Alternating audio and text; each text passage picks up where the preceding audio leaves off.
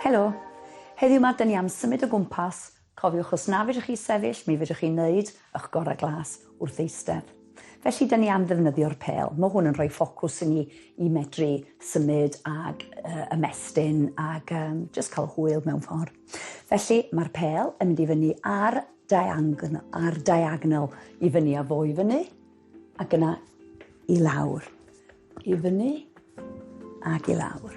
Ymestyn ac i lawr, a mi fedrwch chi weld bod fi yn plygu'r coesau chydig bach fel dwi'n symud o un ochr i'r llall.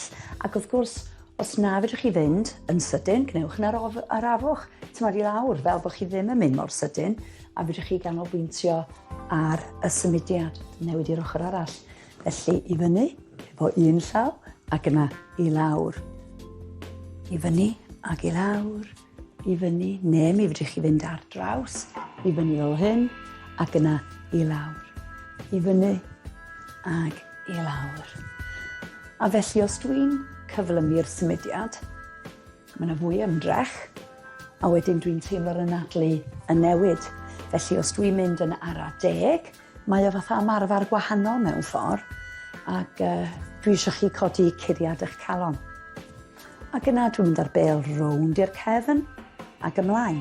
Felly, os fedrwch chi fynd ar pêl, rownd eich cefn ac yn ôl i'r blaen, a symud eich coesau, wel da iawn chi.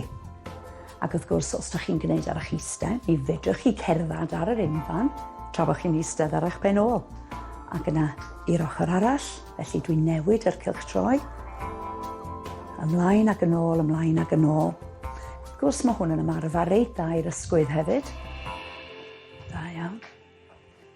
Ac yna, dwi am newid y symudiad i fynd o gwmpas yng ngwddw, ond mae'r traed dal i fynd.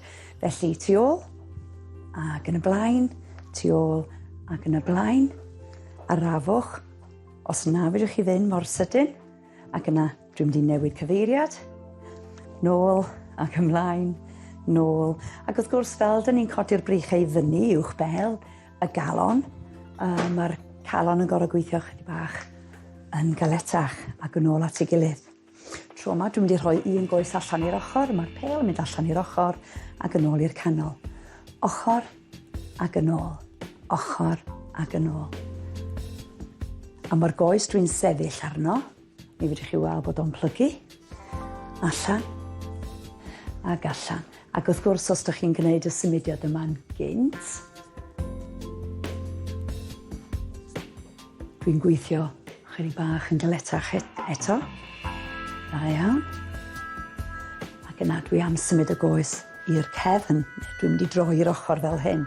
Felly dwi am mynd ar droed yn ôl, nôl i mewn, ac i mewn. A mi fedrai symud y bêl. Bob tro mae'r goes yn symud, dwi'n symud y bêl, ac yna newid i'r goes arall.